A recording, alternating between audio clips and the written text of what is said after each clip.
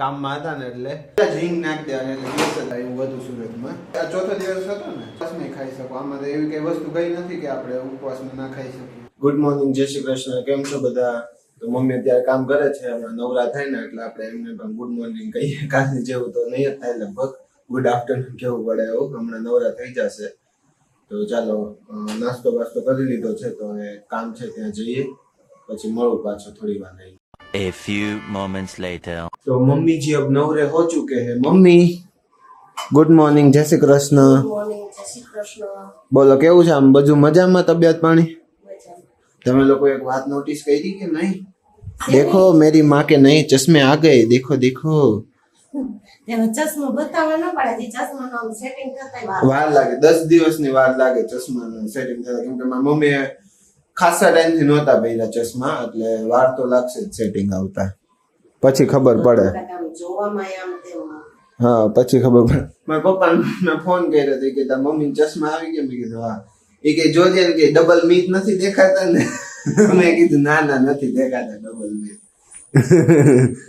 Double meet ન દેખાય તો સિંગલ જ દેખાવ છું ને હું. દેખાતું હોય એવું દેખાય. હા, ઝાકું દેખાતું હોય ને થોડું ચોખ્ખું દેખાય છે ને.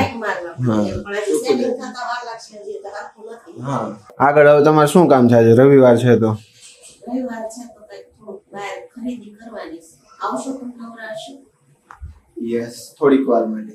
કેટલી વાર લાગશે? એમ કઈ નક્કી ન હોય. એ તો એને કલાકની અંદર પતી જાય તો આવું એમ. કલાક જેવું તો લાગે છે. હા, તો આવું હાલ. તો ફટોફટ. હા, જોઈ લ્યો આટલો વૈધો છે. મસ્ત લાગે છે. આમ સવારે એક એક ઢેબલી ખાતી રહેવાની. એટલે શું મમ્મી કે એમ તમારે ભૂખ ન લાગે એમ. કા 2000 years later. તો આજે છે ને કાંઈ આખો દિવસમાં અમે કઈ વ્લોગની ક્લિપ માટે કઈ લીધું જ નહોતું, કામમાં હતા ને એટલે. તો અત્યારે છેક સાંજે ટાઈમ મળ્યો છે વ્લોગ લેવાનો. મમ્મીને સાંજે સારું એનું કામ યાદ આવી ગયું છે. તો ચાલો બતાવો તમને મમ્મી શું કામ કરે છે ને. મમ્મી, તમને આખો દિવસમાં મરચાં કામ યાદ ન આવ્યું? નવરા નહોતા, કામ હતું. હા, અને એક બીજું ભાઈ કામ હતું. હા, બહાર ગયા તા, હા. ભૂલાઈ ગયું. અને આનું બનાવવાનું શું છે? અથાણું તો કાફરી.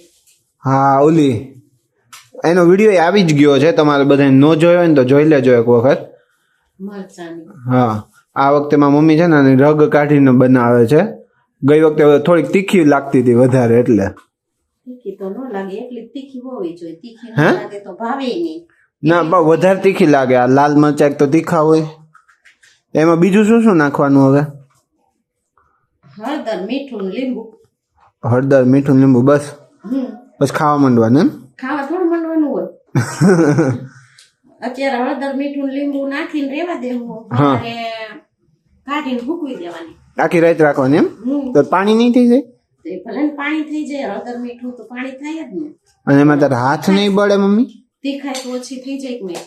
એમાં હાથ નહીં બળે? કાંઈ નહીં પડે. એના હાટું થઈને તો હું સ્પેશિયલ જો તમને પાછળ દેખાતા હશે બ્લુ કલરના ગ્લવ્સ લઈ આવ્યો, પણ નહીં વાપરે કોણ? હાલે ને, બે હાથવાળા ના હાલે. મારા હાલે. તો હું કાઢતો જાઉં રઘુ? ના ભાઈ, હું કાપું છું. તીખું લાગશે પછી. કાંઈ નહીં લાગે. તીખું શું લાગે? આપણે તો રોજનું છે. हाँ, रोहितनु है। तो अभी ये मर्च कप गए हैं और इसमें मैंने थोड़ी मदद तो की, मैंने भी है मम्मी की ना? हाँ, की मैंने भी मदद की। और ये अभी मम्मी है ना इसमें सब डाल रहे हैं रेसिपी नहीं इंग्रेडिएंट्स। सो इंग्रेडिएंट्स ये गया नमक अपने स्वाद अनुसार, खारू થઈ જશે। અને હવે શું નાખે મમ્મી? ચટણી? હા, મેં કીધું મરચાં તો ઓલરેડી તીખા છે. હવે જાય છે હળદર, પછી બીજું હિંગ કેવું કઈ હોય? ના એવું ન ગેસ નો થાય એમ. હોય. પેલા હિંગ નાખ દેવાનું એટલે ગેસ જ ન થાય. હવે અને આ લીંબુ, બસ એટલું જ ને? હે? હા, તો મમ્મી મેં છે ને એક વખત ગુંદાની પણ કાચરી ખાધી હતી. મારા પપ્પાના ફઈ છે ને એની ત્યાં ખાધી હતી મેં. એને મોકલી. હા. એની ત્યાં ખાધી નહીં, એને મોકલી. હા, એને મોકલી હતી. બહુ મસ્ત બની હતી. એવી કાચરી છે ને આ વખતે બનાવજે. ગુંદાની બને, કેળાની બને, કીડાની કાચરી હોતે બને? મૂળાની બને, મૂળાની તો મેં જોઈ છે ક્યાંક વિડીયોમાં ને એમાં. કેળાની બને. પણ આ નહોતી ખબર કેળાની હોતે બને. કેળાની કાચરી કઈ રીતે બને? આવી જ રીતે કે એને કાપિંગ કરવાનું હોય? કાપી ન હોય એને બોળવાના હોય. તે ઈ તો ઓલું થઈ ગયું ને ઓલા ખાટા પાણી વાળા હા, ઈ ખાટા પાણીવાળા ખાટા પાણી બોળવાના પછી પછી ઈ ખાટા પાણીમાં રાખવાના હા. હા પછી કેળા ખાવા એવા થઈ જાય તે પછી ફૂટવાના એટલે એને સૂકવી દેવાનું પછી તળવાના એવું તો એવું કઈક ટ્રાય કર નવું નવું રેસીપી આવે ને થોડી ઘણી નવું નવું એક બધું મારું જૂનું થઈ ગયું એની ક્યાં રેસીપી આપણે મૂકેલી કેળાની એવું હોય કે એવું થાય નહીં. એટલે એમ કહું છું ખાલી એમ રેસીપી આવે ને ભેગી આમાં ન ચાલે હવે કેળા ઘણા આવશે હમણાં.